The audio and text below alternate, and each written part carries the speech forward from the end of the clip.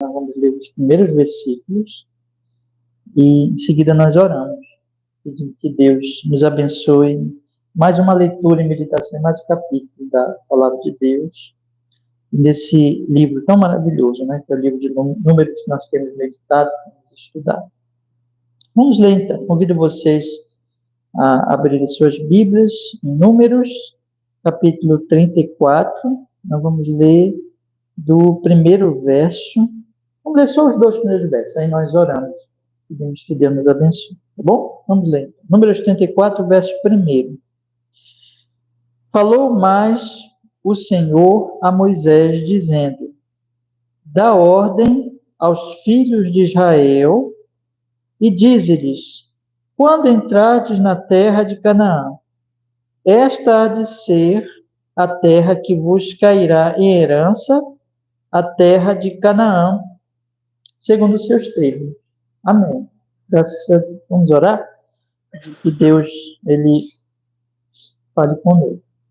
Amado Deus, nós estamos reunidos nesta quarta-feira, mais uma quarta-feira, para lermos as Sagradas Escrituras, Senhor, mais um capítulo da Bíblia, meditarmos e orarmos, Senhor, juntos. Nós pedimos, abençoa.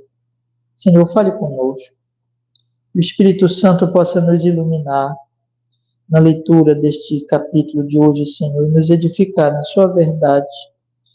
Daqui a pouco, Senhor, quando nós formos orar, nós pedimos que o Senhor nos dê graça para orarmos conforme a sua palavra. Senhor, abençoa o nosso propósito de lermos a Bíblia, o Antigo Testamento todo, o Novo Testamento também, um capítulo a cada quarta-feira. Abençoa essa nossa jornada, Senhor, de leituras, de estudos bíblicos, de meditações, falando conosco, Senhor, e nos dando também crescimento espiritual e na vida de oração. Nós te pedimos isso.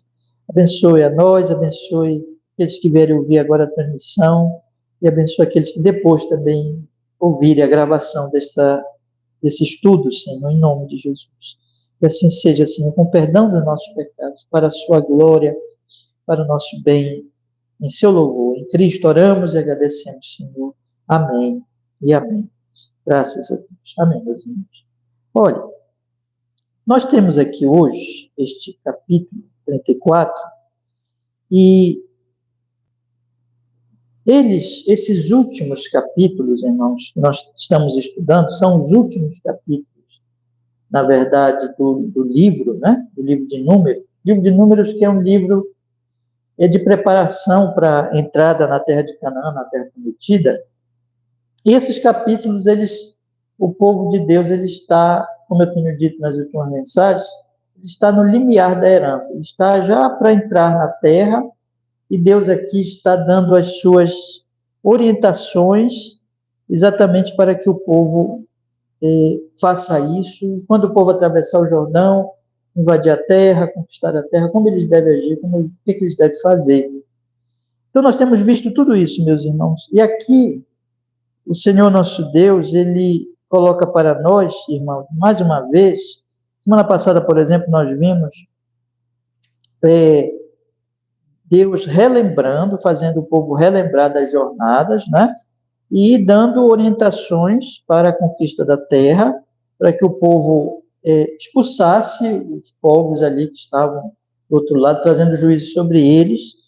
E nós vimos como Deus faz o povo lembrar tudo aquilo que tinha acontecido com eles, que era a bênção de Deus, né? Então, olhar para o passado, mas olhar para o futuro com esperança. Então, essas duas coisas que nós vimos semana passada. Aqui, meus irmãos, não existe um olhar para o passado, né? Mas existe aqui somente um olhar para o futuro. Então, duas coisas que Deus ordena aqui. Deus já antecipadamente já mostra a terra, os limites da terra, dizendo assim, olha, essa é a terra prometida, essa é a terra de Canaã, essa é a terra que vocês vão invadir. Mas não tinha invadido ainda, não tinha nem atravessado o Jordão, né? Então, em segundo lugar, Deus estabelece aqui, escolha do Senhor, quais os homens iriam distribuir a terra. Exatamente esses limites, essa terra prometida, essa terra de Canaã, quais os homens iriam exatamente dar para cada tribo, definir para cada tribo essa distribuição. Então, nós temos aqui exatamente isso, irmãos. Mas isso não tinha acontecido ainda. O povo de Deus ainda não tinha atravessado o Jordão, não tinha invadido a terra. Então, tudo aqui é ainda promessa de Deus, né? E é Deus chamando as pessoas para fé, para crer, para confiar nele. Então, irmãos, nós temos, em suma, a definição da terra, quais os limites da terra, e, em segundo lugar, quem iria distribuir. Nós temos, então, duas coisas aqui: a terra e a distribuição. Os limites e a distribuição. Isso mostra o quê, irmãos? Isso mostra que Deus tem um propósito bem definido e Deus também é organizado. E está levando o povo dentro desse propósito para exatamente agir dentro da sua sabedoria, dentro daquilo que ele havia determinado fazer, e não podia ser feito de qualquer jeito, mas tinha que ser feito com organização, com ordem. Então é muito importante nós observarmos isso, irmãos. E sempre quando nós lemos um texto desse, nós lemos a palavra de Deus no Antigo Testamento, nós devemos fazer uma comparação com os nossos dias. Quando nós tomamos a questão da terra e da distribuição da terra, e nós pensamos, irmãos, da seguinte pergunta, como nós temos feito sempre, procurado fazer sempre: de que maneira isso se aplica à nossa vida hoje, irmãos? Nós que estamos aqui, nós estamos hoje aqui para meditar na palavra de Deus nesse capítulo e para orarmos, de que maneira este capítulo, essa definição da herança e essa organização de como tudo deveria acontecer, de que maneira isso se aplica a nós? Nós precisamos lembrar sempre, meus irmãos, que a aplicação, ela não é uma aplicação direta, né? Não é como se Deus estivesse aqui falando para nós hoje os limites daquela terra e que a igreja do Senhor deveria agora viajar para o Oriente e tomar posse da terra, e nem exercer esse tipo de organização de distribuição, porque nós não somos mais Israel antigo. Aquilo ali Deus estava colocando, Deus estava falando para o povo daquela época, daquele momento. E essas pessoas, inclusive, já morreram. Nós estamos, por exemplo, agora mesmo, quando eu estou falando com vocês aqui, está tendo um princípio ali de conflito do Israel de hoje, né? Com as nações próximas, ali, aquele clima tenso que está ocorrendo ali no Oriente. Então, nós vivemos um tempo totalmente diferente e que, no final das contas, meus irmãos, não se aplica diretamente esses textos de Números. A igreja do Senhor Jesus Cristo não é chamada para tomar posse de terra, para exercer, definir limite dessa terra, nem fazer distribuição. Nós não somos. Existe uma grande diferença entre o Antigo e o Novo Testamento. O Antigo Testamento, ele é aquele que vai preparar a vinda do mais importante que vem no Novo Testamento. O Antigo Testamento, ele é importantíssimo e nós não podemos entender o Novo Testamento sem o Antigo Testamento. Mas o Antigo Testamento, ele é promessa, ele não fecha as coisas, ele promete as coisas. Ele não conclui o propósito e o plano de Deus, mas ele promete, e Deus já está executando o seu propósito, mas existem alvos muito mais elevados do que esses aqui. Então, quais são as coisas elevadas, irmãos? São as coisas que dizem respeito ao reino de Deus eterno, espiritual, que vai também se manifestar no futuro, em termos materiais mesmo, quando houver um novo céu, uma nova terra e assim por diante. Mas isso não é para esse mundo. Isso não é para esta era que nós estamos vivendo. Todos nós estamos vivendo os nossos anos, estamos envelhecendo e vamos morrer. Nós não temos, irmãos, aqui, na verdade, segundo as Escrituras e segundo o Novo Testamento, especialmente, mas o Antigo Testamento já mostra isso. Hoje mesmo eu li com a minha família um provérbio maravilhoso que diz assim: não se dedique a juntar riquezas. E isso é nada. Você vai juntar nada. Isso está lá em Provérbios, no Antigo Testamento, né? Então, sempre foi o ensino de Deus o seguinte: olha, não se dedique a sua vida, não se dedique as suas energias meramente para as coisas deste tempo, porque isso não é nada. Nós somos chamados para uma herança muito mais elevada, irmãos, porque ela é eterna, porque ela não vai passar com a nossa morte. É a herança espiritual. Então, como é que se aplica isso aqui, irmãos, que nós estamos lendo hoje? Deus, ele definindo a terra e ele organizando a distribuição da terra, né? Quem iria distribuir? Se aplica no novo céu e na nova terra. Se aplica na Nova Jerusalém. Se aplica na nossa herança futura, que não é neste mundo. Se aplica que nós devemos buscar exatamente o que é eterno e ter fé e prosseguir até chegar lá, né? E fazer isso de maneira fiel, conforme os princípios da palavra de Deus, porque, na verdade, nós temos aprendido aqui, né? O que é que nós temos aprendido em termos já do livro de Levítico, de Números, que nos mostra muitas realidades ali do culto, que passou também, mas que também é promessa para nós. Nós temos aqui a questão da terra, mas nós temos também a questão, já vimos tantas vezes, a questão do culto, a questão de que Deus, ele diz assim, olha, vocês devem ter um tabernáculo e vocês devem ter a organização das tribos, tendo como centro do culto e da vida de vocês o tabernáculo, porque o tabernáculo representa a minha presença. Nem todos podem chegar no tabernáculo, porque eu sou santo e vocês são pecadores e vocês podem morrer, e de fato pessoas morreram. Nós já vimos isso aqui, mas tem um sacerdote, tem um sumo sacerdote, tem aqueles que fazem a mediação. E aqui nós vamos observar duas coisas aqui, irmãos. Existe a terra e existe quem distribui a terra. E quem distribui a terra é o sacerdote. Não é interessante isso? E quem organiza também é aquele que vai liderar o povo, que é, na verdade, aqui nós temos, já antecipando para os irmãos no versículo 17, que é Eleazar, o sacerdote, e Josué. Então, meus irmãos, essas coisas são muito simbólicas. Essas coisas estão dizendo assim, olha, existe uma herança que não é deste mundo, porque a igreja hoje não é mais chamada para conquistar a terra aqui. Deus nos sustenta, Deus nos dá as bênçãos materiais, Deus nos abençoa, sustenta a nossa vida, tudo vem dele, mas a nossa busca principal não são essas coisas. Existe uma herança eterna. Lembra que Jesus falou? Buscar em primeiro lugar o reino de Deus e a sua justiça, né? Então existe uma herança eterna.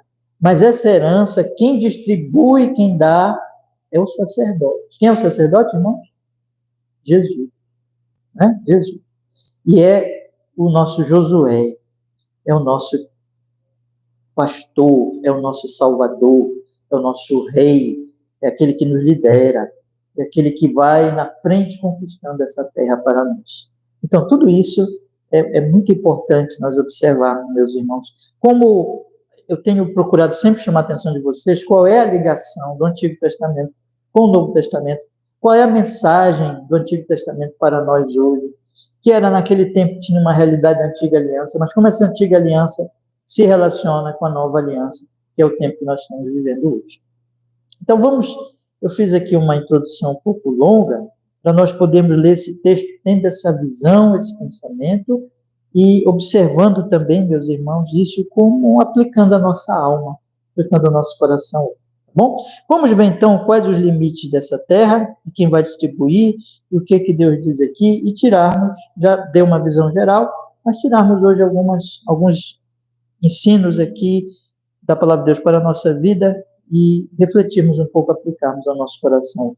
Então, vamos ler comigo agora. Eu vou fazer a leitura Segundo a necessidade, nós vamos fazendo algumas paradas, mas, irmãos, para tirar então alguns princípios. Mas eu vou fazer uma leitura logo de vários versículos, aí nós vamos meditar um pouco. Primeiro versículo diz assim: falou mais o Senhor a Moisés, dizendo, eu estou lendo Números capítulo 34, nós vamos ler desde o primeiro versículo agora. Falou mais o Senhor a Moisés, dizendo, dá ordem aos filhos de Israel e dize-lhes, quando entrares na terra de Canaã, esta há de ser a terra que vos cairá em herança, a terra de Canaã, segundo os seus termos. Primeiro eu quero chamar a atenção de vocês aqui. Há sempre esta verdade declarada, que Deus é que fala a Moisés, e que Moisés deve dar ordens ao povo a respeito dessas coisas. Então nós temos aqui que o Senhor é que está falando, e ele está falando através do seu servo Moisés, e que essa palavra é uma ordem que deve ser dada ao povo de Deus. Então, qual é a ordem? Quando entrares na terra de Canaã, esta há de ser a terra que vos cairá a herança, a terra de Canaã segundo os seus termos. É um pouco difícil, só para mais uma informação aqui. A primeira coisa que eu quero falar para vocês é isso, é que Deus está falando. É promessa dele, é palavra dele.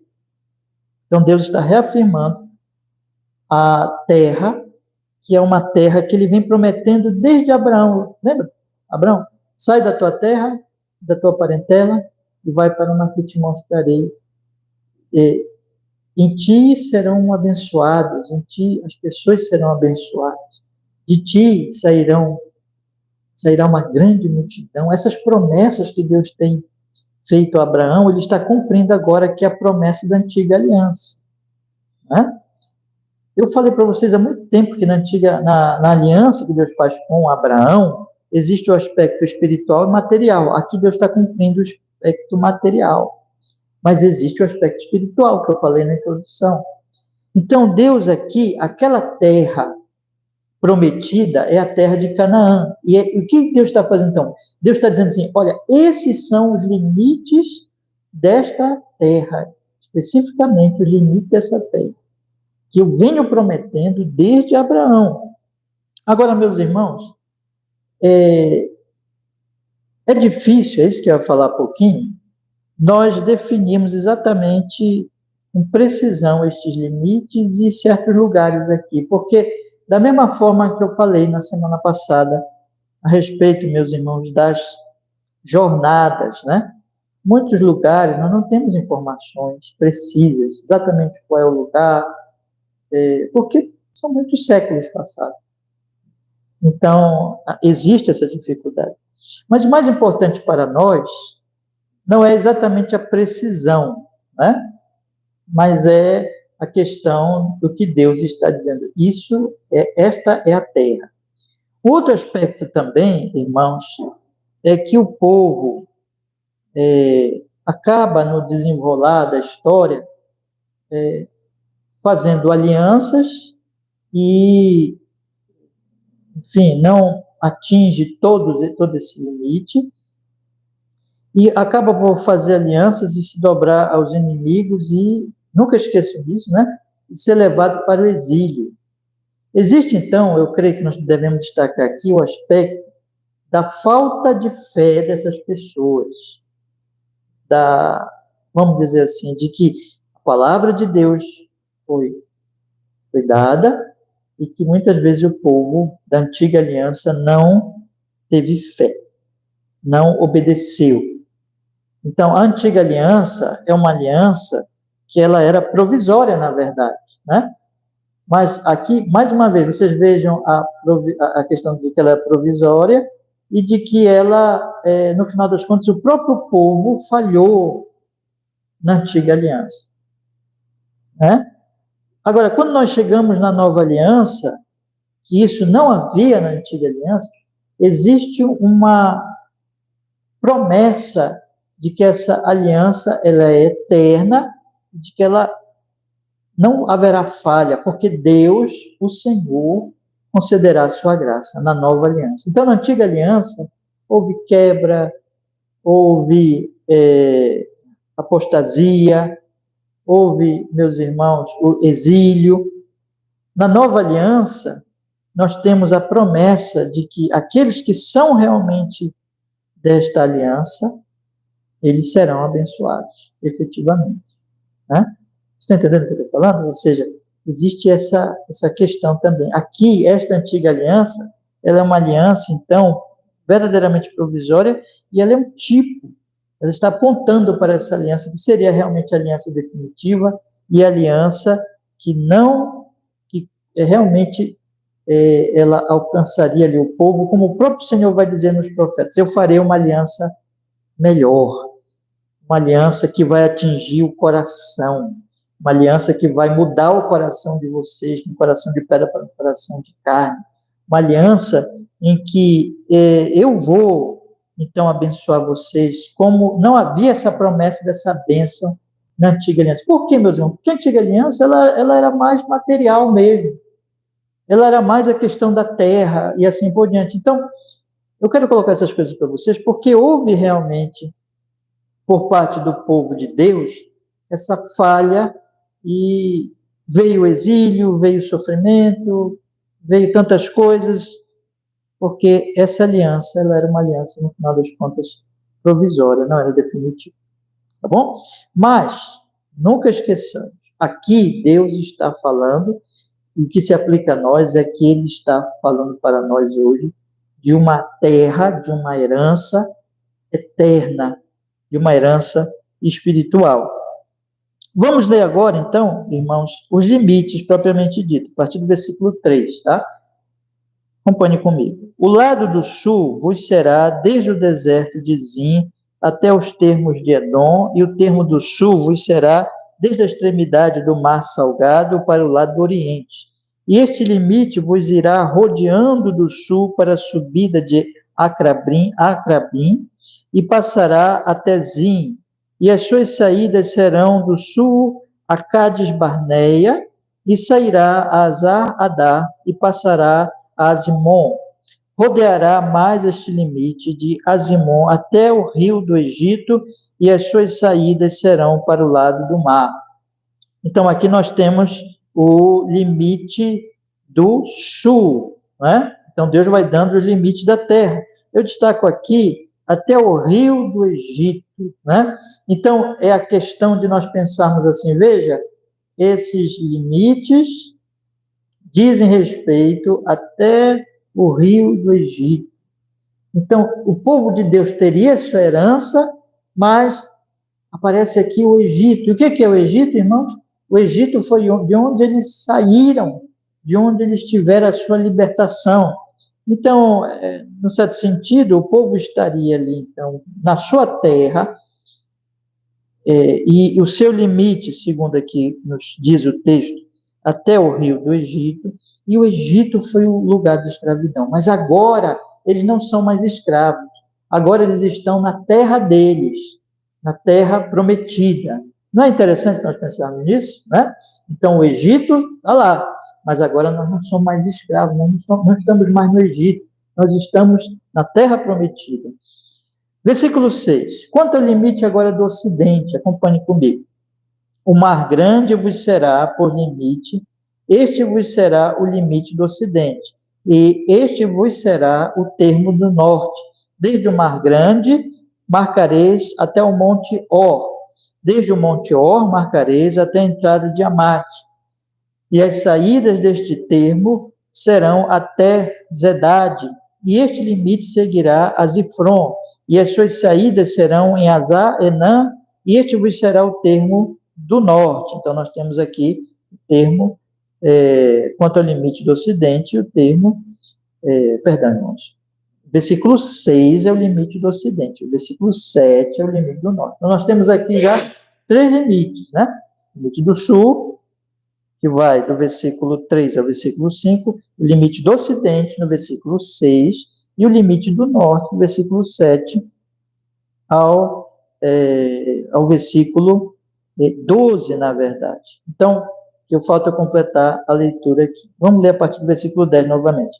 E por limite do lado do oriente, marcareis de Azar, Enã até Zefã, e este limite descerá desde Zefã até Ribla, para o lado do oriente de Ain, depois descerá este termo, irá ao longo da borda do mar de Quinerete para o lado do Oriente.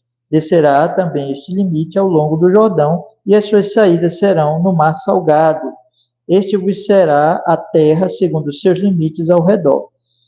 Então, nós temos aqui, meus irmãos, o limite do norte, o limite do sul, perdão, que vai do versículo 3 ao versículo 5.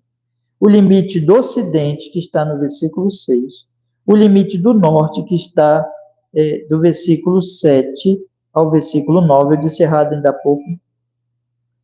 Vai até o versículo 9. E o limite do oriente, que vai do versículo 10 ao versículo 12. Então, Deus está aqui colocando, olha, estes são os limites. Esta é a terra que eu dou a vocês. E o que o povo tinha que fazer? Vamos lembrar do trecho anterior, do capítulo anterior. Vamos olhar rapidamente aqui o capítulo 33, versículo 51. Capítulo anterior, olhe comigo aí, por favor. Que diz assim: fala aos filhos de Israel e diz-lhes: quando houveres passado a terra do Jordão para a terra de Canaã, lançareis fora todos os moradores da terra de diante de vós, destruireis todas as suas pinturas, também destruireis todas as suas imagens de fundição, desfarei todos os seus altos, e tomareis a terra em possessão. Então, veja, vamos juntar os dois capítulos. Aqui Deus está dando limites.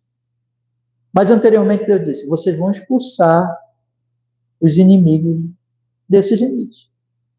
E na medida que vocês forem expulsar, vocês vão destruindo os seus ídolos. E, é claro, instituindo o quê? O culto ao Senhor. Vamos aplicar agora rapidamente a nossa situação, meus irmãos. Então, veja, nós não somos chamados nem para invadir terra, conquistar terra, nada disso.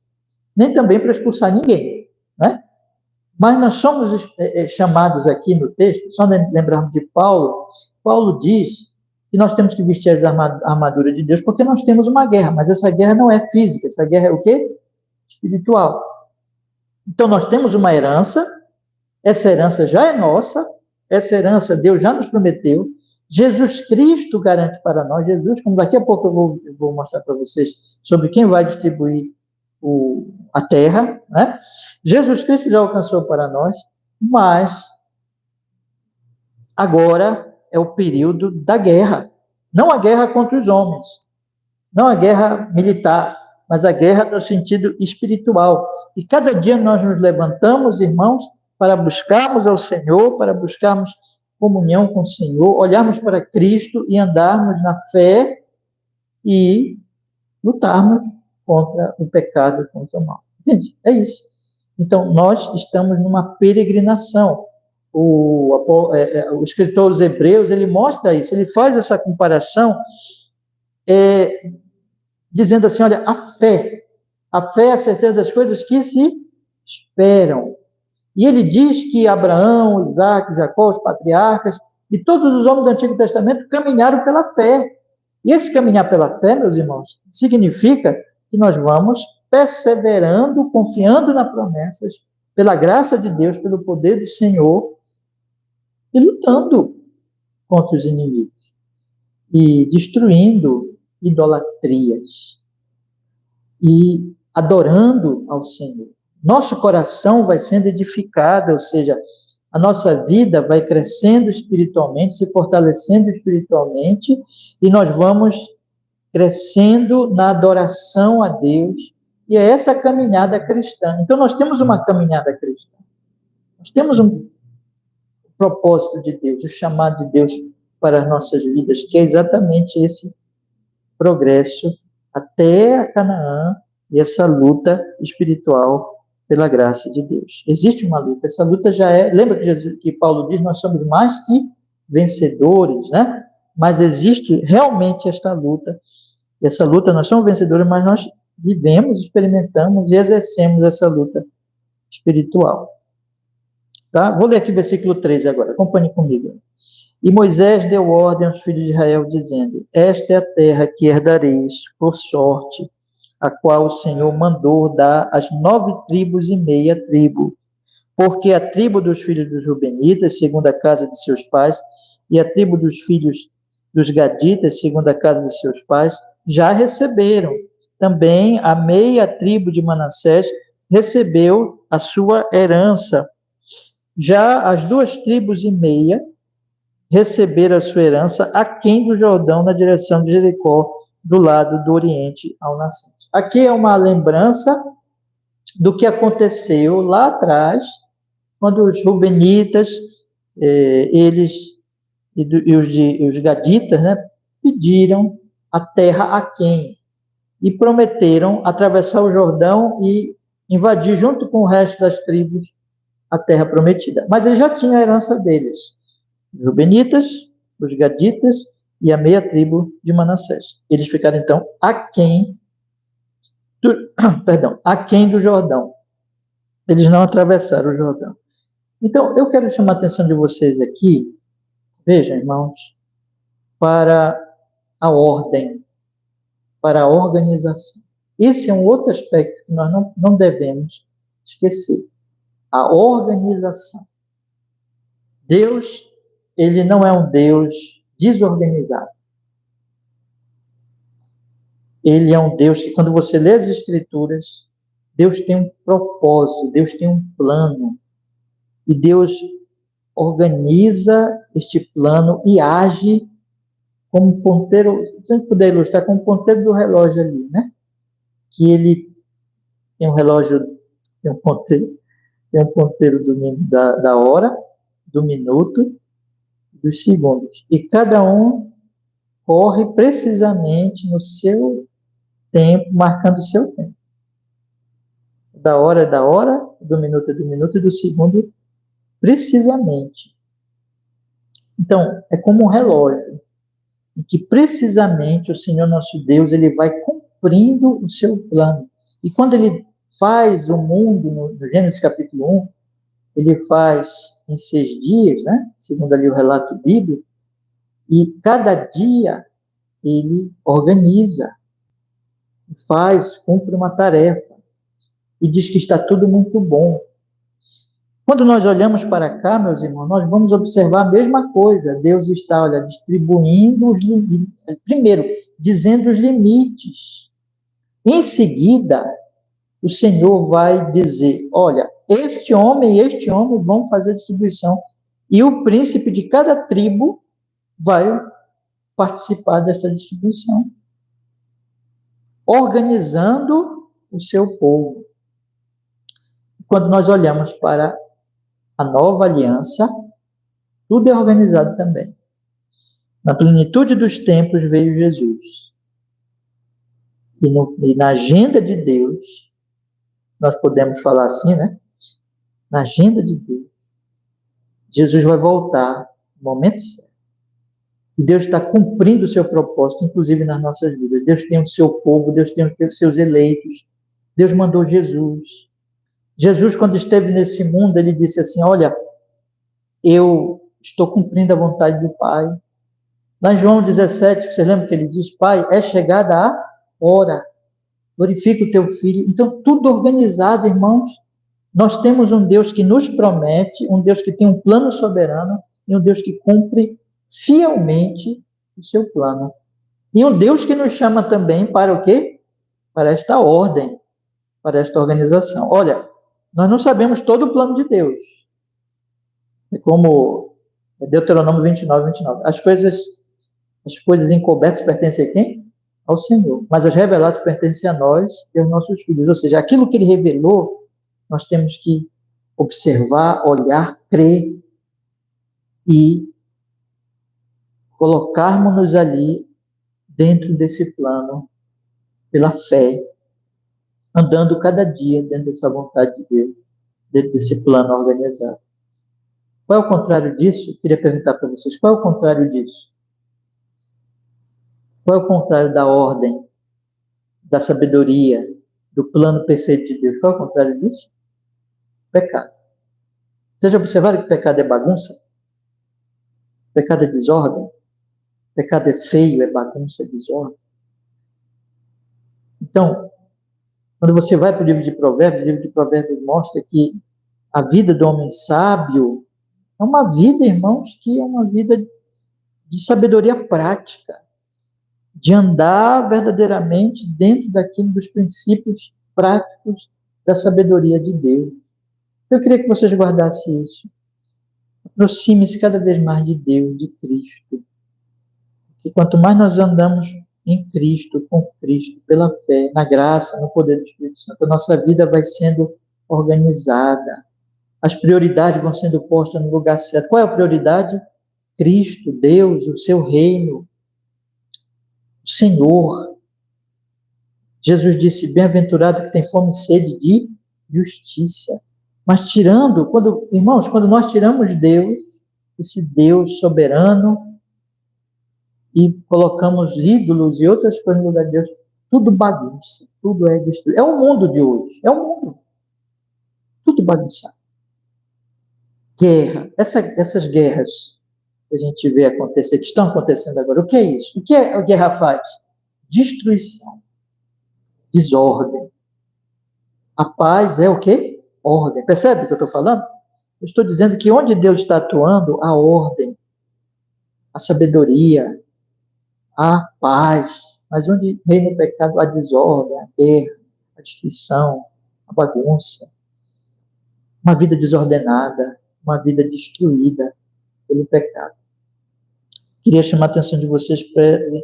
não só aqui, mas em vários momentos do livro de Números, do livro de Levíticos, nós temos notado como Deus ordenava as coisas e como ele organizava as tribos. Lembra? Até para caminhar, montar o tabernáculo, desmontar o tabernáculo, caminhar, as tribos tinham posições dela, nos assentamentos, no arraial, tudo era organizado mesmo. Então é isso que nós observamos o tempo todo aqui. E isso vai se manifestar a partir do versículo 16. Vamos ler agora a questão da distribuição. Acompanhe comigo aí, tá? Vamos lá, versículo 16. Falou mais o Senhor a Moisés, dizendo, estes são os nomes dos homens que vos repartirão a terra por herança. Eleazar, o sacerdote, e Josué, filho de Num. Tomareis mais de cada tribo um príncipe para repartir a terra em herança. E estes são os nomes dos homens da tribo de Judá. Calebe, eu li errado aqui, versículo 19, deixa eu ler direito. E estes são os nomes dos homens. Ele vai dizer agora. Da tribo de Judá, Calebe, filho de Jefoné. Da tribo dos filhos de Simeão, Samuel, filho de Amiúde.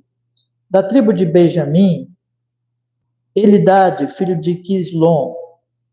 E da tribo dos filhos de Dan, o príncipe Buque, filho de Jogle. Dos filhos de José, da tribo dos filhos de Manassés, o príncipe Aniel, filho de Éfode. E da tribo dos filhos de Efraim, o príncipe Quemuel, filho de Sifitã. E da tribo dos filhos de Zebulon, o príncipe Elisafã, filho de Parnac. E da tribo dos filhos de Issacar, o príncipe Paltiel, filho de Azã. E da tribo dos filhos de Aser, o príncipe Aiude, filho de Selomim. E da tribo dos filhos de Naphtali, o príncipe Paedael, filho de Amiúde. Estes são aqueles a quem o Senhor ordenou que repartisse as heranças aos filhos de Israel na terra de Canaã. Observe, então. Nós temos dois homens que são os, vamos dizer assim, os principais, que Deus ordenou. Olha, irmãos, vamos lembrar aqui, né? Que Moisés vai morrer. Moisés é um homem de fé. Moisés é aquele que sabe que vai morrer, e Deus já disse para ele que ele não vai entrar na terra, isso já está determinado pelo Senhor, mas ele confia na promessa de Deus e ele está dando orientações precisas ao povo de Deus, exatamente nessa fé e nessa confiança. E veja o que ele faz aqui então, meus irmãos.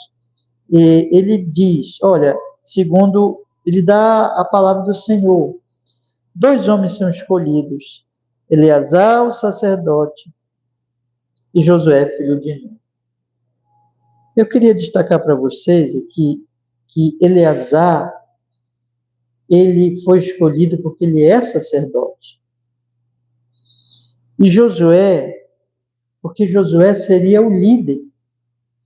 Uma espécie de, ainda que não houvesse aqui a monarquia, mas uma espécie de rei, líder do povo, queria liderar o povo na conquista. Então tinha que ser esses dois homens, porque um era o sacerdote, era aquele que representava o povo de Deus diante do Senhor, no culto, que santificava o povo de Deus, que oferecia os sacrifícios, que fazia o sacerdócio, então cumpria a função do sacerdócio. E o outro era o que liderava o povo de Deus nas conquistas. Era aquele que, em nome do Senhor, ia na frente do povo, liderando o povo, conduzindo o povo nas guerras e nas conquistas que eles tinham que empreender. Então era natural, meus irmãos, que estes dois homens, eles seriam os que liderariam a distribuição. Mas não somente eles, vejam, para que houvesse total, vamos dizer assim, transparência, porque a terra, havia os limites, e a terra seria distribuída pelas tribos que ainda não tinham recebido a sua parte. As 2,5 tribos, como nós vimos no versículo 15, já tinha a sua parte. Então, fora escolhido agora um príncipe de cada tribo daquelas tribos que não ainda tinham recebido a sua parte. Para quê? Para que ficasse tudo o quê? Transparente. Veja só a honestidade. Vocês percebem aqui? Veja a justiça, a ordem, a organização de tudo isso. Então, tinha a liderança, vamos dizer assim, de toda a nação, né? Sacerdote, Josué, mas tinha as lideranças das tribos para que todos pudessem dizer, não, está sendo feito o que é justo, está sendo distribuído de forma justa, para que não somente uma parte, a liderança geral participasse, podendo então distribuir de alguma maneira injusta, mais para uma tribo do que para outra, para que não houvesse nenhuma desconfiança. Existia a liderança de toda a nação, mas existia também a liderança, vamos dizer assim, local, a liderança das tribos, e essas representariam, meus irmãos, ali a cada tribo diante dessa liderança maior, mostrando então honestidade e transparência. Vocês veem aqui a justiça de tudo isso, né? Estes são aqueles a quem o Senhor ordenou, Deus que escolheu, foi Moisés que escolheu, e foi Deus que nomeou a liderança de toda a nação para fazer isso, mas a liderança de cada tribo, cada príncipe para fazer isso, que repartisse as heranças dos filhos de Israel na terra de Canaã.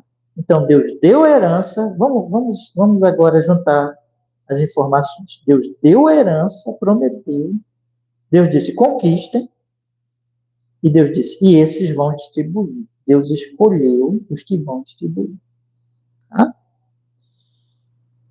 Como é que nós podemos aplicar isso para a nossa vida hoje? Bom, eu já falei bastante da questão da herança como uma herança espiritual. Mas a liderança, aqueles que distribuem a herança, quem são esses? Ora, meus irmãos, podemos dizer, aqui é um tipo de Cristo Jesus. Cristo é o nosso sacerdote. É aquele que nos representa diante do Pai Celestial, que nos santifica diante dele, e que ofereceu o sacrifício não de um animal, mas de si mesmo, para nos purificar dos nossos pecados. Então é através dele, veja que coisa maravilhosa, que isso vai ser ensinado no Novo Testamento. É através dele que nós temos a nossa herança, em Cristo. E é ele que distribui, é ele que nos dá, é ele que nos concede. Mas nós temos, então, esse ofício sacerdotal de Cristo, né? Que está representado em Eleazar. Mas nós temos o segundo ofício. Qual é o segundo ofício? É o ofício do líder guerreiro, que é o rei. Então, apesar de que aqui não está representado, ainda não existe monarquia estabelecida em Israel, mas Josué é uma espécie de rei, como Moisés era uma espécie de rei, ainda que não propriamente, mas eles lideravam. E o que Josué fazia, meus irmãos? Josué atravessa o Jordão com o povo, Josué lidera o povo nas guerras, que já vem liderando anteriormente, e é o homem que vai na frente das batalhas, e o organizador das batalhas, aquele líder na guerra, da conquista, e que conquista junto com o povo de Deus. Josué é um tipo de Cristo como nosso rei, que conquista, que vence os inimigos e que nos dá a terra. Está entendendo? Qual é a ordem de Deus para o seu povo? Conquistem. Destruam os inimigos. Destruam seus ídolos. Quem iria liderar o povo nisso? Josué. Como é a aplicação disso para a nossa vida hoje? É a mesma coisa. Conquistem. Batalhem. Vocês têm uma guerra a enfrentar. Vocês têm a sua própria natureza pecaminosa, que é poderosíssima, que tenta vocês. Vocês têm Satanás, que é muito astuto, que não dorme, que luta contra vocês. Vocês têm o mundo com seu sistema idolátrico, que tenta vocês. Lembra que João diz o que há no mundo? Concupiscência da carne, concupiscência dos olhos e a soberba da vida. Vocês têm esses inimigos, mas vão em frente, não confiando em vocês, mas confiando no rei de vocês. Quem é o rei de vocês? Quem é o Josué de vocês? Jesus. E esse Jesus, junto com este sacerdote, que na verdade é a mesma pessoa, né? Esse rei e esse sacerdote é a mesma pessoa. Quem é? Jesus. Aquele que morreu na cruz por vocês é aquele que vai sustentar vocês até o fim, que vai dar a vitória para vocês. E a certeza absoluta de que vocês vão conquistar a terra. E os líderes menores, meus irmãos? Esses líderes menores, eu quero destacar a vocês Caleb, filho de Jefoné, versículo 19. Que Caleb é um dos únicos, junto com Josué, que não morreram. Josué e Caleb perseveraram em crer em Deus. Lembra lá atrás? Você lembra disso? Que todo o povo morreu, ficou só dois. Quem é? Josué e Caleb, porque só Josué e Caleb creram. E Josué e Caleb aqui é destacado o tempo todo nas Escrituras como homem de fé, como homem de guerra, como homem perseverante. E nós podemos dizer que Caleb e todos esses príncipes e todos esses líderes das tribos, dando a herança para cada um, para cada parte, também são tipos de Cristo que dará a cada um a sua parte, a sua herança, que ele ganhou na cruz do Calvário e que ele lidera e que ele vence nas batalhas. Amém, meus irmãos? Então nós podemos crer nisso e podemos nos consolar aqui nessas verdades das Sagradas Escrituras. Então, eu queria deixar para vocês essa mensagem e dizer para vocês como um conselho final, né? Persevere, meu irmão, com fé. Persevere com fé, porque Jesus já morreu por nós. Nós somos crentes em Cristo, nós já estamos nele, né? E devemos agora perseverar, porque ele não somente é o nosso sacerdote, mas ele é aquele que nos dá, que nos lidera e que nos dá a vitória. E o ensino também do texto nós temos uma herança, meus irmãos. Nós temos uma herança. E a nossa herança não é deste mundo. A nossa herança é eterna. E é essa que nós devemos buscar todos os dias, nos levantar todos os dias para nos aproximar mais de Deus, para conhecermos mais a Ele, para seguirmos mais a Ele. Olha, não é errado conseguirmos coisas deste mundo, não. Né? Nós devemos buscar as coisas que nós queremos ter. Não é pecado, não é errado. Mas desde que essas coisas não sejam o nosso alvo, o nosso reino, a nossa busca principal, mas que buscar em primeiro lugar o reino de Deus, e as outras coisas vos serão acrescentadas. Então, o chamado do texto é esse: olha, vocês têm uma herança espiritual. Sigam em frente, confiando no Senhor, confiando no seu sacerdote, confiando no seu Josué, e é o Senhor salva, é aquele que traz para nós a salvação,